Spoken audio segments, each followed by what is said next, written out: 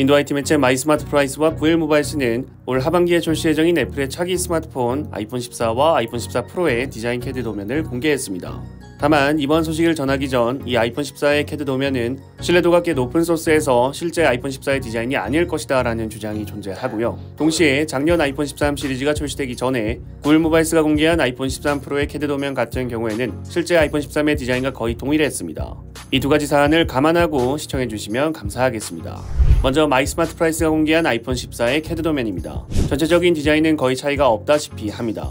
전면은 아이폰 13 시리즈부터 줄어든 노치 사이즈가 적용되었고 수화부 스피커의 위치도 최상단으로 올라간 것도 동일하며 전면 카메라의 위치가 왼쪽으로 배치된 것도 동일합니다. 베젤 사이즈도 줄어들었다는 느낌은 크게 없습니다. 다음은 후면입니다. 후면 디자인도 변경점은 보이지 않습니다. 좌측 상단에 배치된 카메라는 전작과 동일하게 대각선으로 배치되었고 LED 플래시는 오른쪽 상단, 2차 마이크는 왼쪽 하단에 위치합니다. 카메라 범프의 사이즈도 크게 달라 보이지 않습니다. 따라서 카메라 센서에서도 이렇다 할 변화점은 존재하지 않을 것으로 예상됩니다. 측면도 다르지 않습니다. 좌측에는 무음 스위치와 볼륨 조절 버튼, 그리고 유심 슬롯, 우측에는 전원 버튼, 그리고 국내에선 볼 수 없는 밀리미터 웨이브 안테나, 하단에는 마이크 그릴, 스피커 그릴, 그리고 라이트닝 포트가 있습니다. 최근 들어서 아이폰에 C타입이 적용될 거다라는 소식들이 나오고 있는데 올해는 해당되지 않는 소식으로 보입니다. 아이폰 14의 디자인은 그냥 아이폰 13의 재활용이라 봐도 되겠습니다. 최근 밍치거가 일반 모델에는 A16 바이오닉 칩이 탑재되지 않고 A15 바이오닉 칩을 탑재할 것이라는 소식을 전했는데 AP마저 변경점이 없다면 120Hz 프로모션 디스플레이를 적용하지 않는 이상 아이폰 13 유저가 아이폰 14를 구매할 메리트는 아예 없겠네요. 다음은 9일 모바일스가 공개한 아이폰 14 프로의 캐드 도면입니다. 먼저 전면 디스플레이로 계속해서 소식이 나왔던 것처럼 노치가 아닌 펀치홀 디스플레이가 적용되었습니다.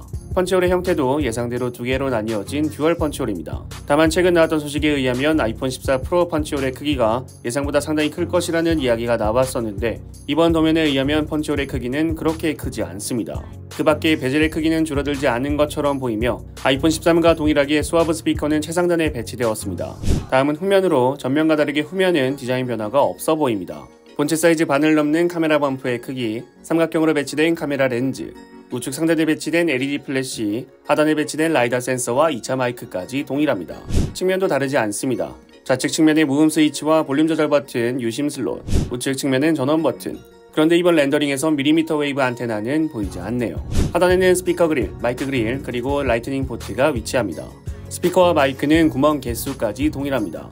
이번 아이폰 14 시리즈의 디자인, 이 도면이 실제 디자인과 동일할지는 모르겠지만 디테일한 면에서 차이가 있을 뿐이지 전작에서 디자인 변화를 크게 가져가지 않을 거란 건 예상이 가능합니다. 미니 모델이 없어지고 새롭게 등장하는 아이폰 14 맥스 모델도 마찬가지로 아이폰 14와 동일한 디자인을 적용할 거고요. 이번 아이폰 14 시리즈에서 크게 중요한 점 두 개를 꼽아보자면 일반 모델에 정말 A16 바이오닉 칩을 탑재하지 않을 것인가, 그리고 프로 모델에 적용되는 펀치홀은 노치보다 어색하지 않을 것인가 두 개로 생각됩니다.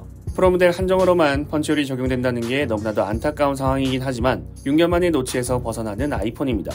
12 시리즈를 기점으로 시리즈 전체 판매에서 프로 모델의 영향력이 커지고 있는데 여태 시리즈 중에서 프로 모델과 일반 모델의 급 차이가 가장 큰 시리즈이기 때문에 어떤 양상을 보여줄지도 궁금해집니다. 여러분들이 생각하시는 아이폰 14에 대해서 댓글을 남겨주시면 감사드리겠습니다.